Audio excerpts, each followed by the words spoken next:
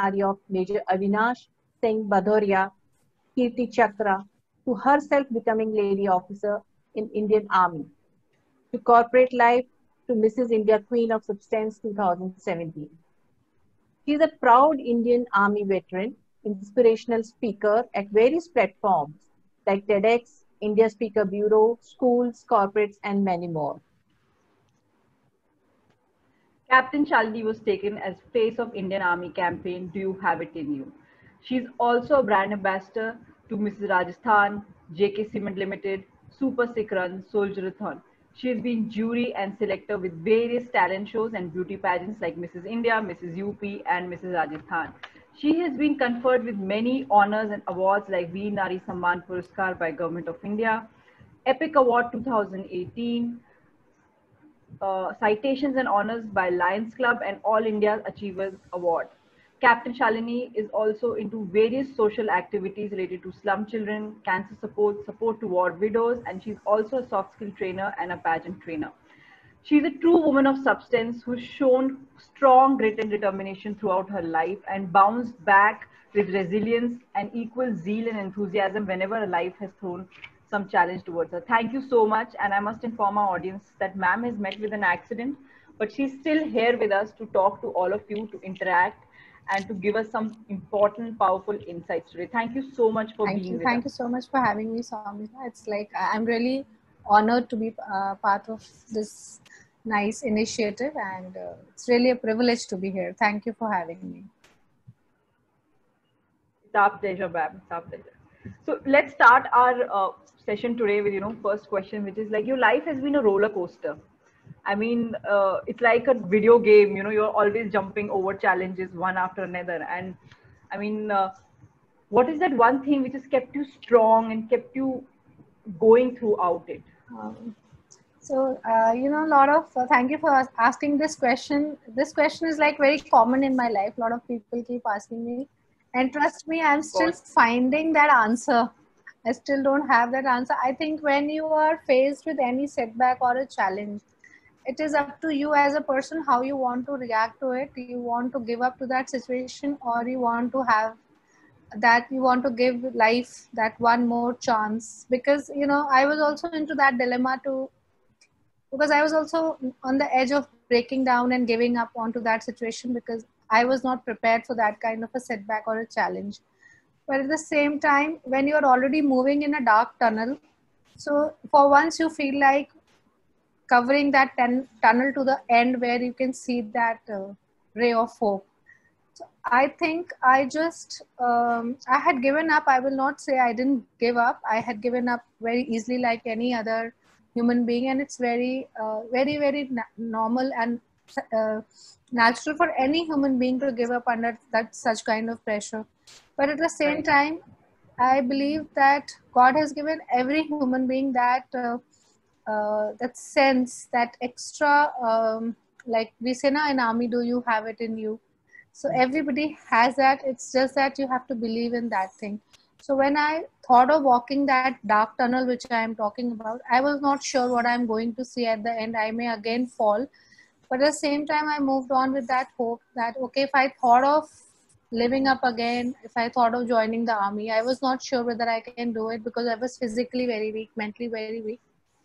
But at the same time, I had that confidence in my own self that I can do it. It's not about, it's like you have to believe in yourself, what you are thinking. I like, after so many years, this thing has very strongly set in me that if you want to do something, first you have to believe in the power of that.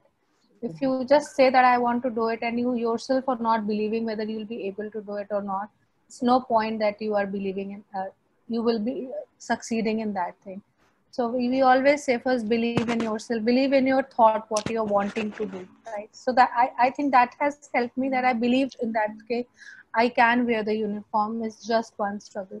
So maybe that has kept me moving, that I still believe a lot in my thoughts.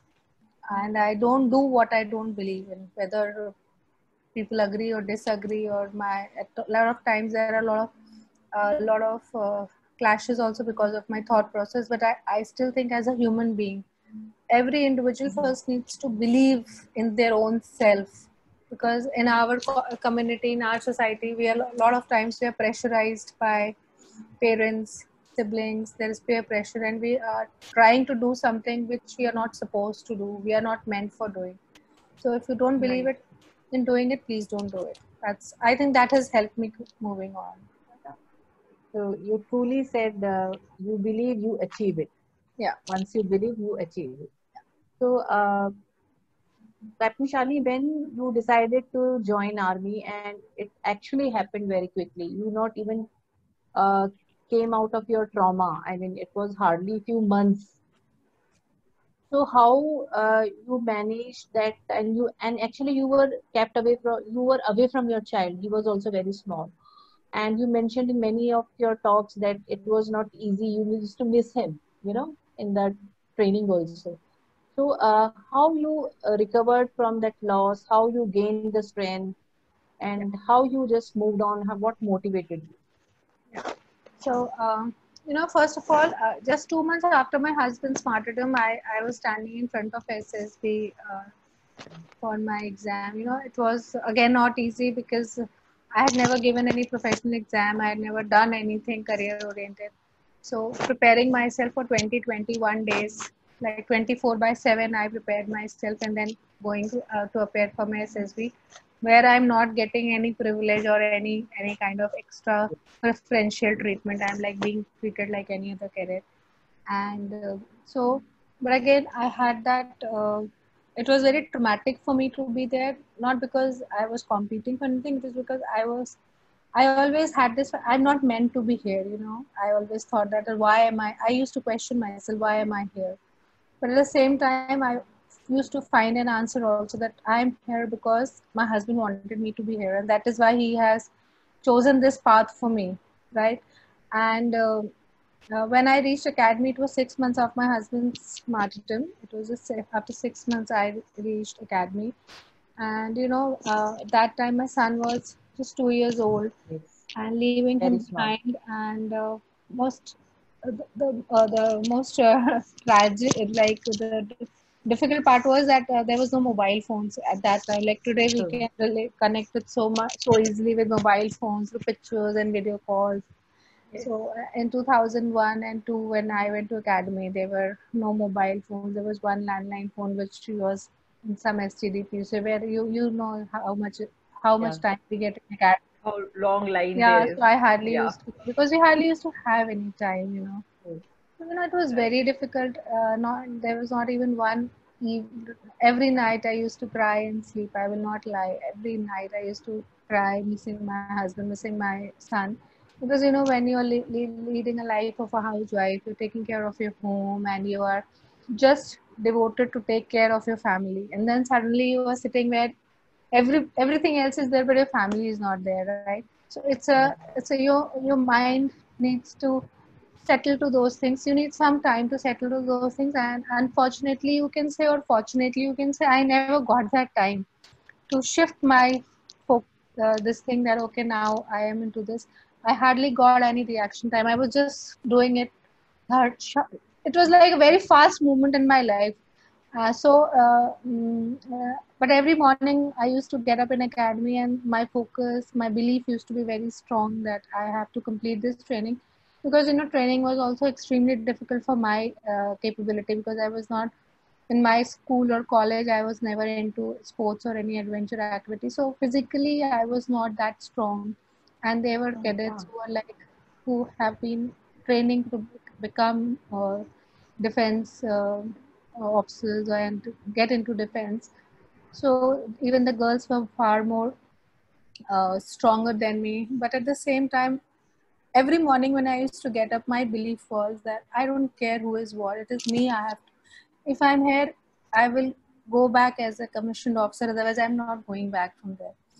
And Hmm. for the entire day of the training, I used to feel like I couldn't do it. I couldn't do it. But when the day used to get over, and one day is over, and you know how much happiness you get when you're nearing each and every day is passing in academy. So so it was a mixed. I through the entire academy, I sailed through a lot of mixed emotions of pain, you can, you know, happiness when I'm able to do anything, I'm able to clear any exam.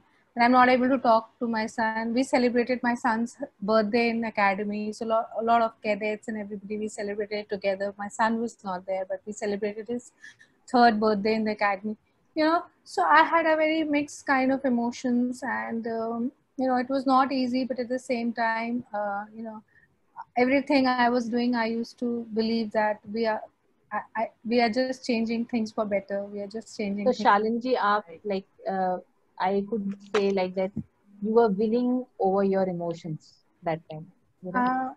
You can say, and I will say that it was academy life was so fast that I was not even getting time to keep a check on my emotions actually, you know. Yeah. If You at didn't get night I'm time to sad, process anything. yeah, so if in the night I am having a very emotional this thing that I'm crying, so in the morning I hardly used to get time to think what happened at night, and then I have to get into the morning routine, and whole day I'm not getting time to even think about my son or my husband or what has happened to me or what has happened to my life, because the life is so fast in academy. And then again, when you're getting some free time, you're again trying to, oh, why I'm here. So, you know, I will say maybe it was a good thing also to help me come Yes. out of it. In a way, academy helped me, the training helped Yes. me to come out of my pain and make me a more confident and a more strong person. I will give my training a lot of credit for making me whatever I am. I never went to academy as such a strong person. I may be determined, so I reached there, but making me strong and giving me that confidence, I will definitely I will give the credit to my training. Absolutely. Absolutely. So it was quite a whirlwind, you know, just not having time to process things and going through the motions, and at the same time constantly motivating yourself. And I want to come to now, you know, you had an accident in which you had around about 14 fractures, and you know, your hands, your legs, 18 everything was fractures. injured, and 18 fractures. Sorry, I'm sorry, My 18 God. fractures. Uh, And you decided to run after that. What was the intrinsic motivation? I mean, you could have gone swimming, you could have done so many other sports, you know, but running, like, what was the thought process behind becoming a runner and running, yeah, you know, even marathons physically and fit stuff like that? people don't think of running, you know. Yeah, you know. So Yes. how you? Yes. My leg still has a rod that it is going to be a permanent thing. I met with a very bad road accident rather. So I was bedridden for around 1 year after that accident. And you know, doctor told me that I was never a runner. Like I never was into running, or neither I had a passion of running. It was just when you go into academy, you go into army, so running becomes part of your life. Yeah, so you all can relate to it very easily, that how running becomes part of our life when we are part of defense. So it was just that it became part of my life, but I never became a passionate runner. When after my accident, you know, my first question to my doctor was, so I had two. I was very fond of two things. If I can do my running, I was not a passionate runner, but I used to run regularly, but never like a long distance runner or something like that. And I was very fond of wearing heels, pencil heels. So when I after 1 week, when I came back to my conscious and after a lot of surgeries, even I was not aware whether I have a leg or I don't have a leg. So I asked my doctor, my first question was, can I run? Can I wear heels? So he said, so you don't even know whether you have your one leg or you don't have your leg, and what a question you are asking. You should ask whether I will be able to walk or not.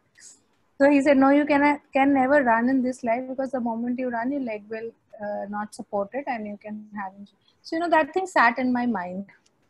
And slowly and steadily, when I started moving, you know, so I filled for Airtel Marathon. That was the first time when Airtel Marathon was happening.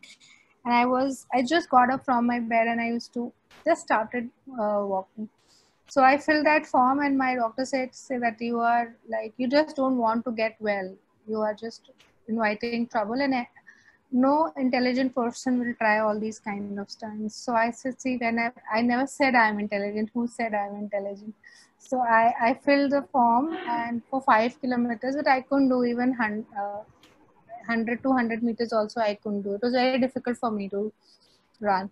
So, you know, I came back and very surprisingly, I was not demotivated. I don't know. I still try and figure that out, that why I was not demotivated. And instead, I was so happy that at least I could do 150 meters. At least I could run 200 meters. Had I been sitting home, I couldn't have done that distance also, you know. So that gave me, you know, you get that kick that you can do it. You should not believe in what others are saying. You should believe in yourself. And from there, I daily started doing One step at a time. walking, yeah. And slowly, I never realized that how I became a runner and how I became a long distance runner, and how people started asking that, oh, how do you run? And so, you know, it all happened gradually. This, like I'm telling, it took like 2 to 3 years. It didn't happen overnight. It took a lot of my sweat, blood again. But I think where there is no pain, there is no gain, right? So, yeah. Yeah, so that is how it just gradually it happened. Like the way I wore uniform, that this also happened. Yeah. And why I thought of running is just that the doctor told you can't run. So anything which is told to me you can't do, I just try to challenge it. You take challenge very positively. You know? Yeah. So if somebody tells me you can't do this, I definitely try doing that. Maybe I fail. I'm not saying I may succeed, but I don't give up just like yeah, true. At least try it once. Absolutely. So, Captain Shalini, you have been through very tough times, and it is often said that tough times never last, tough people do, and so you are the example in front of us. So, how you or your lows, how you manage? What is that your quality that which push you and makes you move on? What is that quality? So that's my favorite quote, which you said, tough times never last. Never last. Yeah, that's my favorite quote. You know, I really don't know what is my quality that keeps me moving, but I am a very focused person. So maybe I can say that is one thing, that what I think of, then I focus on it with a lot of sincerity and dedication. I don't pick up a task. Like I said in the beginning, if I'm not sure of myself, I'll not pick up a task. If I have picked it up, then my focus will be like, people say 100%, I'll say I gave it 1000%. Right? Then there is no looking back. So maybe you can say that focus is very important. Yeah, focus is important, and what I see in you is that you never quit, whatever may come. Yeah, so that's what I said in my previous question, that you know, yes. Quitting is like you can attempt something and you may not succeed. So I think you can learn from it, and then you can do it again by learning from your last mistake or what you did wrong. Quitting is like you have not even attempted it and you are not sure. So I don't know. I never try. So you can say I don't quit. Yeah, I never take anything which I'm not attempting. So I attempt. Yeah, you're sincere, hardworking, determined, but you never quit also. A lot of people ask me that focus तो आता ही नहीं है, focus आएगा कैसे, मतलब focus होता क्या है, हमें भी दे दो. True. So for me, like focus, a lot of people must be who are listening. So for me, focus is like if you've decided to do something, then give your heart and soul to it. That's what I say. That is focus. Meaning of focus is this only. It's not that you have to sit, look towards something continuously. That is not focus. Then your heart and soul should be to what you want to achieve, right? And only you can achieve your dreams. Nobody else can do it for you. Absolutely true. So I want to take an audience question here. So what are the changes you have seen in yourself from before life's adversities happened and now? So like probably from an army wife to now an independent yourself, Captain Shalini Singh. I mean, what are the changes that you've seen in this transformation? First of all, that's a very good question. First of all, I have become like people who have met me 20 years back and who meet me now, they're totally surprised that who I am now. So I am more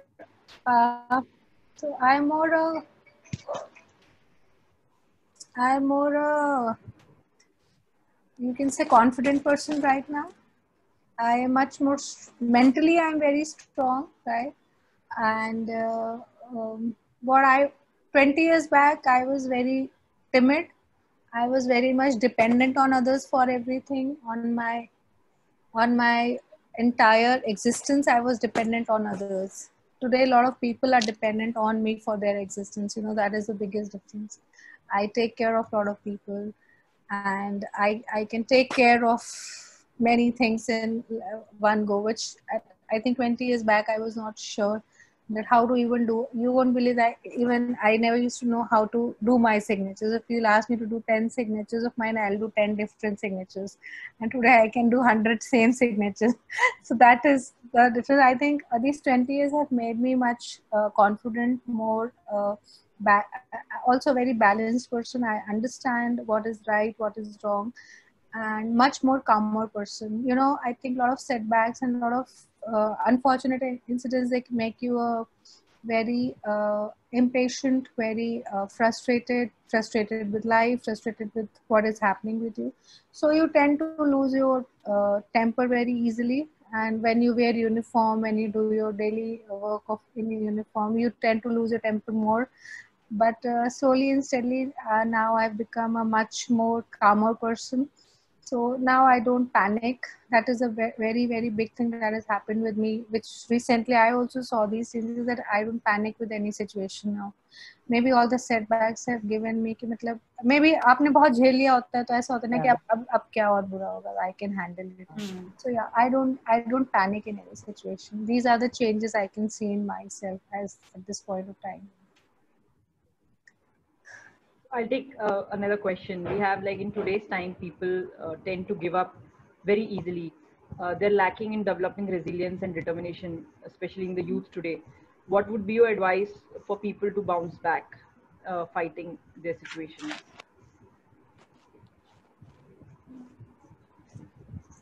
So first of all, I would like to say that again, giving up and not giving up is totally our choice, right? Right. I agree that when something very tragic or something very unfortunate happens for which you are not prepared, uh, it always leads us into a very confused state, in a very shocking state where our mind stops working. But at the same time, that should be a very temporary thing.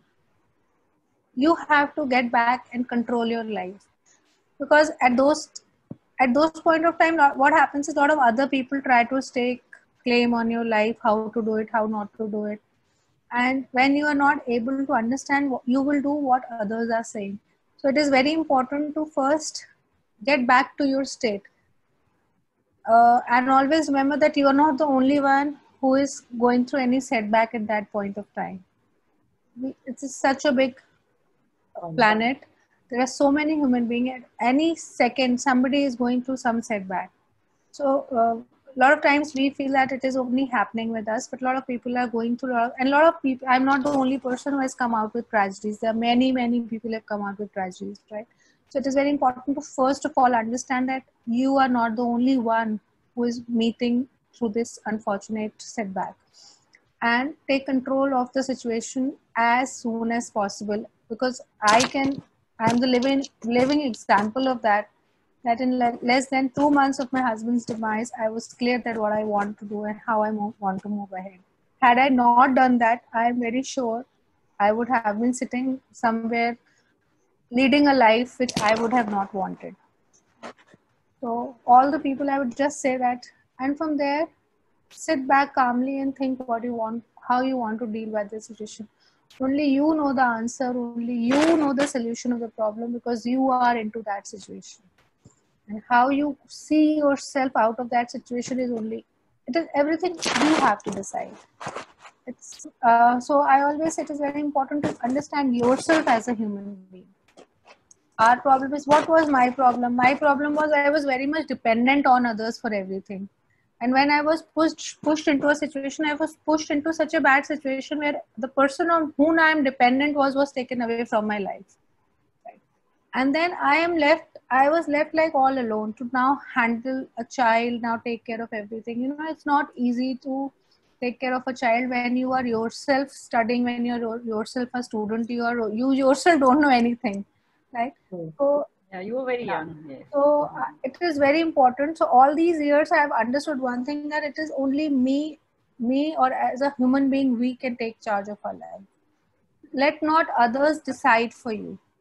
You can take suggestions. It is very important to take suggestions. It is very important to take advices. it is very important to take others' opinions, but do what you feel is right. That is very important. There's another question which says, how can we give same qualities to women of rural India? Like, you are working a lot with war widows and slum children and everything. So kindly share with us, like, how do you, try and inculcate these qualities in rural ladies from rural background or slum children and all of this, because they are important qualities for life. So, by being a war widow, I could totally relate to the plight of war widows, what all they go through. Not everybody is that fortunate to take a quick action or come out of that situation, maybe because of their background, like you said, and villages and all. So first of all, what till today I have been doing is that whenever I come to know that there is like we have our soldiers who are martyred, or so I try to connect. I am connected with a lot of organizations who are working with war widows and families. So I'm connected with a lot of such organizations, and as per the case basis, where so few I get few cases where the lady is not able to come out of the trauma, where the family is in complete shock. So I am connected to those families for their counseling and how to move ahead in life. So at times, many times, my story really makes a difference in their life, because you become a living example for them. And if I can come out of that, it really makes a lot of difference. If a true event, a true person versus a fictional character makes a lot of difference. Yeah. So first of all, it is very important that you make them realize that you can do things, right? For me, it is important that I empower them. You get a lot of financial aid from the government, but it is not about the financial aid. It is like mentally you have to be independent. Mentally you have to be strong, right? Money can substitute a lot of things, but it can't make you mentally strong. It can't make you independent if you don't want to be independent. And I have connected with a lot of lady wives, and as far as I remember, 13 have become officers through my guidance, and yeah, few are still serving and few have quit and they are now working in corporate. And so again, not everybody can join the army because there are a lot of criteria which army gives, but at the same time, whosoever can do anything, we try to through those organizations, which initially I was doing it alone, but alone you can't reach to many places. Then now over the years, since now it's been many years of my lives going through all these things. So with all the help of those organizations, which are the NGOs and all, we try to help them as much as possible, empower them, counsel them, guide them. Yeah. And for those children also, even we forget the children. Children also suffer a lot. Like I see my son, so he has no memory of his father, but he has all now my son is 21 years old. Yes. So he has lived through entire life without a father, a very disturbed life he has lived. So it is very important to understand the children's psychology also, what they are going through, what they are dealing. So what happens is we always focus either on the parent or on the spouse, and in the bargain we forget the children, not understanding that children are also suffering the same way as the parent or the spouse. So we also try to connect and talk to children, make them understand, and it is very important to make the child understand, because the children don't understand what is death, what is martyrdom. Even when I lost my husband, I was not understanding what martyrdom is, because you take it as a personal loss. You don't connect to that Desh Bhakti thing, and you don't connect to that giving life for the nation, because you are just seeing yourself that personal my husband has gone, my child's father has gone. You're just taking it to that level. Yes. So to make the child and the family understand what this what this means is a very important thing, because children don't understand these things very easily. So yeah, this is what we try to do, and this is I'm also connected with an organization which is called GIGV, Global Initiative for Veterans, which is headquartered in US. I'm the brand ambassador for that also. So we try and help those children who want to go and study abroad, who want to pick up some profession abroad. So all those veterans who are settled abroad, through their help, We try to help them move there, settle there. So yeah, this as much we can do, we are trying to do from our So side. nice, so nice. That's great. Any audience questions, Amita? Yes, yes. There's another question which is very interesting and I really like it. From being an army wife to an army officer to being a beauty pageant winner, TEDx speaker, ARP member, and many such other accolades, which one is you? Or rather, which role have you really enjoyed the most and why? Can you repeat the roles again? Yes, yes, yes. Yeah, I think there's so many. So, from Because being an army wife to being an officer to being a beauty pageant winner, TEDx speaker, ARP member, okay, which one have you okay. enjoyed the more? No, you forgot to keep the mother role of a mother. Yes, Oh, mother I'm is sorry, there. ma'am. Yes, Mother also, yes, mother is mother there. also. You can bring it out. You can bring it out. You So can, yes. I have enjoyed the most being a mother, and it's the most difficult role, I can very proudly say I have not uh, done very well in that role, because my son says you can do everything so well, but for me you don't have time. So Every child That says, by every the kid say, don't worry. Yeah. being a mother was the most difficult thing, and I think being a single parent was an extremely difficult and daunting this thing. It's not easy now with the grown-ups. With an adult child, it has become more difficult.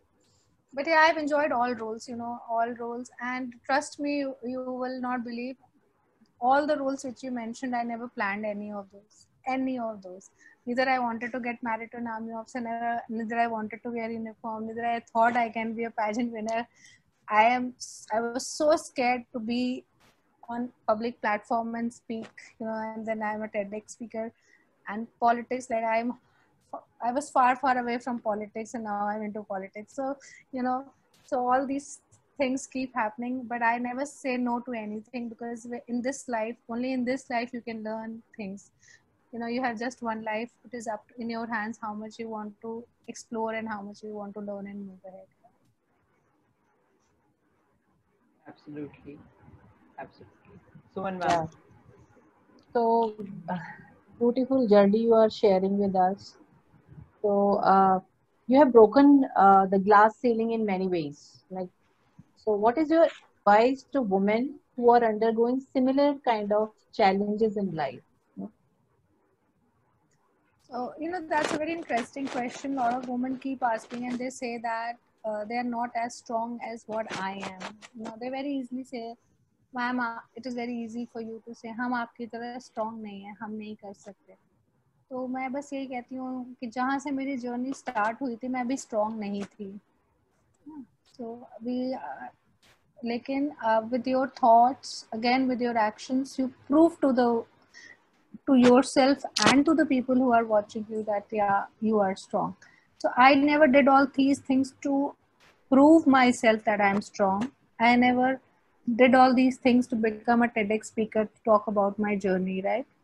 I did only those things to survive. It was for my survival, for my dignified living, for me and for my child. I was just trying to live with dignity, live as a human being. If I've got a life, I have to take care of a child. It was, when we say it is, even in my talks also, we say it is survival of the fittest. For me, it was the opposite. I was getting fit to survive, right? So to all the ladies, I say, even if you think that you are not strong or you can't do it, everybody can do it. I know ladies are considered to be a weaker sex and weaker in all the ways, but I think they are much, much, much stronger than anybody else. If you can give birth to a child, I think nobody can be as strong as you are. Right? So all the ladies listening, I just say that you are not weak. First of all, stop thinking that you are weak. And the day we stop thinking that we are weak, I think we can scale mountains. I think we can achieve anything. absolutely. So, ma'am, this is going to be my last question, unless we have another audience Yeah. question. Yeah.